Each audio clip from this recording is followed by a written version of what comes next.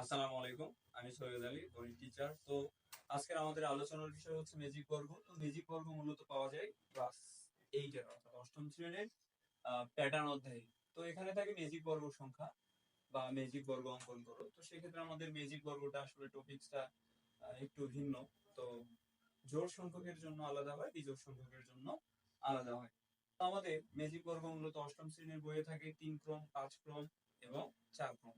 3 ক্রম, 5 ক্রম এবং 4 ক্রম। তো আমরা 3 ক্রম, 5 ক্রম যতগুলো বিজোড় ক্রম আছে সবগুলো একই নিয়মের হয়ে থাকে। তো আমরা আজকে আলোচনা করব হচ্ছে বিজোড় ক্রম। জোড় ক্রম অন্য একদিন আলোচনা করা হবে।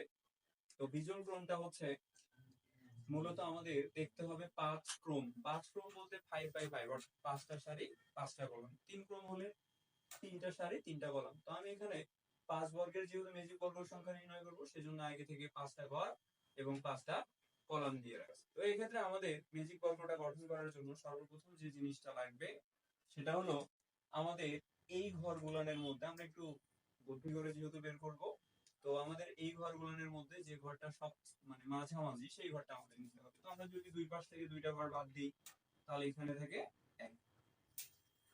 তো এইখানে আমাদের যে শুরুর সংখ্যাটা সেটা বসাই দিব 1। এরপরে 2। 2 বসবে কোথায়? তো আমরা এটাকে বলতে পারি লাঙ্গল পদ্ধতি। তো এখান থেকে আমরা এই দিকে দিব, এটা হচ্ছে হবে 2। এই জায়গাটা হওয়ার কথা 2, কিন্তু আমরা দেখতেছি এই পাশে কোনো ঘর নাই, আবার এই পাশে ঘর আছে, হ্যাঁ আছে, এই পাশে ঘর আছে। তাহলে একবারে এইটা নিয়ে যাবে হচ্ছে সবার নিচে 2।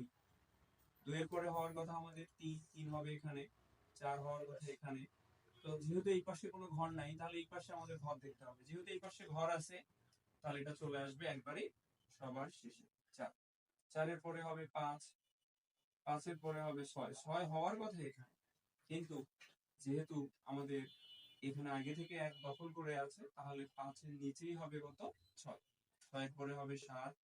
7 এর পরে 8। 8 এর পরে হওয়ার কথা আমাদের 9। দেখতেছি আমরা এই পাশে যেহেতু কোনো ঘর নাই তাহলে আমাদের একবারে সোজা নিচে নামতে হবে, এইখানে 9। 9 এর পরে হবে আমাদের 10। যেহেতু এই পাশে কোনো ঘর নাই তাহলে আমাদের দেখতে হবে এই পাশে 10। 10 এর পরে 11। 11 হওয়ার কথা ছিল এখানে, কিন্তু আগে থেকে স্টার্ট ব্লক করে আছে, তাহলে 10 এর নিচে বসবে আমাদের 11। 11 পরে হবে 12। 12 পরে হবে 13। 13 পরে হবে 14। 14 পরে হবে 15। 15 পরে হবে 16। তো এখানে দেখো একবারে কোনাকুনি হয়ে গেছে, যার কারণে এই দিকেও কোনো ঘর নাই, নিচের দিকেও কোনো ঘর নাই, তাহলে 15 নিচে বসে যাবে 16। 16 পরে হবে আমাদের 17। 17 এখানে হওয়ার কথা ছিল, কিন্তু এর পাশে তো ঘর নাই, তাহলে চলে যাবে 17 এখানে। 17 পরে 18। 18 যেহেতু এর পাশে কোনো ঘর নাই তাহলে 18 চলে যাবে নিচে। 18 পরে 19। 19 এর পরে 20। 20 এর পরে 21 হওয়ার কথা ছিল আমাদের এখানে, যেহেতু 16 আগে থেকে দখল করে আছে তাহলে 20 এর নিচে হবে 21। 21 এর পরে হবে আমাদের 22। 22 এর পরে হবে আমাদের 23। তাহলে এই পাশে যেহেতু কোনো ঘর নাই তাহলে 23 তো সোজা চলে আসবে এখানে 23। 23 এর পরে হবে আমাদের 24। 24 এর পরে হবে আমাদের 25। 25 এর পাশে হওয়ার কথা ছিল এই ঘরে, যেহেতু ঘর নাই তাহলে চলে যাবে সবার নিচে। তাহলে এটাই হচ্ছে আমাদের ম্যাজিক বর্গ। এটাই হচ্ছে আমাদের ম্যাজিক বর্গ, 5 ক্রমের ম্যাজিক বর্গ। তাহলে 5 ক্রমের ম্যাজিক বর্গ সংখ্যা কত? 5 ক্রমের ম্যাজিক বর্গ সংখ্যা হচ্ছে, আমরা যদি এই পাশে কর্নার অনুযায়ী যোগ করি 11, 12, 13, 14, 15 এগুলো যদি যোগ করি, কিংবা এই পাশে যদি যোগ করি কিংবা এই পাশে যদি যোগ করি, আমাদের যোগফলগুলো সর্বদাই সমান হবে।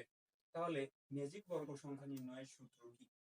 ম্যাজিক বর্গ সংখ্যা নির্ণয়ের সূত্র হলো ম্যাজিক